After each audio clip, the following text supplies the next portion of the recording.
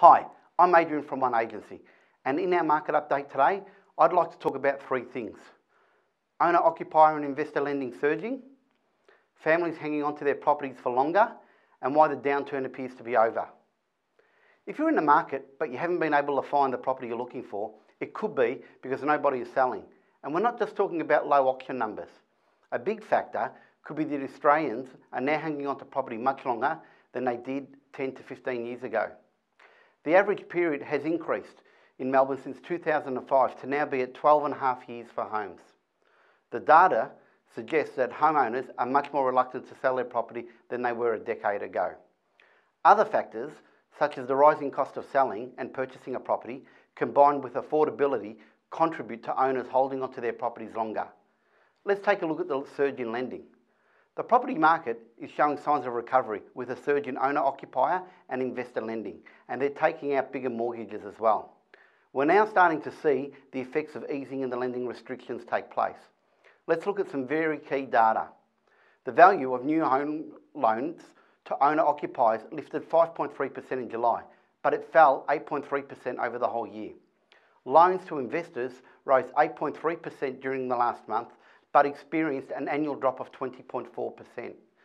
This rise in borrowing activity coincides with a rebound in property prices and higher auction clearance rates. The value of new loans issued to householders jumped 3.9% in July.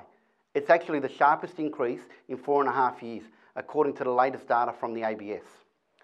Seasonally adjusted, this is the strongest result since August 2015. Furthermore, the number of people taking out a mortgage to buy their next home lifted 4.2% during July. This is much higher than the 1.5% increase that the market had anticipated. The figures show that there was strong demand from people applying for mortgages to buy their first home. First home buyers have continued their slow but steady return into the market. This is the highest proportion of first home buyers since January 2012, which has been echoed in a large number of our recent sales. In addition, the July figures are also showing a strong increase in lending for those with investment properties. Let's take a look at the surge in investor lending. In the lead up to the election, investor lending declined massively and had a major contribution to the lack of demand and activity from buyers. There's been a significant bump in lending to investors, which is now up 4.7%, its sharpest rise since September 2016. While Australia's housing downturn appears to be over, at least for now, the huge household debt leaves the nation vulnerable to a shock. The property market conditions have improved, particularly in Melbourne and Sydney, since June, according to CommSec Chief Economist Craig James. Demand for home loans has jumped, auction clearance rates are up, home sales have lifted, and both markets have recorded decent price gains, supported by the lowest mortgage rates since the 1950s. The recent boost in household lending comes after the RBA cut interest rates to a record low and the government passed its personal income tax cuts for lower to middle income earners. The East Coast dominated housing market is now racing ahead, and CoreLogic figures for the week to Saturday show that Melbourne's preliminary auction clearance rate to be at 76.6%. Melbourne's usually booming spring property market, though, is experiencing a slow start, despite a growing number of buyers competing to find their dream home.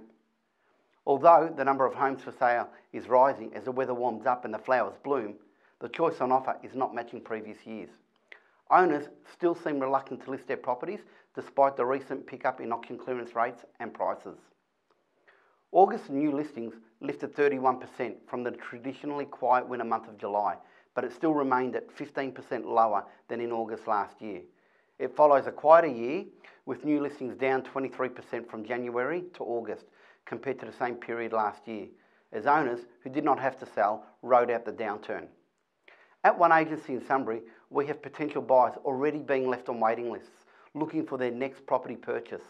With most of our homes sold over the last 8 weeks for exceptional results, the low availability of stock is certainly evident. If you've been contemplating selling your home, but are really unsure of the current market conditions, please call me today. With stock levels down, buyer sentiment rising really quickly, the opportunity is now for you to take advantage and achieve an outstanding sales price. I'm Adrian from One Agency in Sunbury. I really hope you find this information useful, and I look forward to hearing from you. Take care and enjoy your weekend.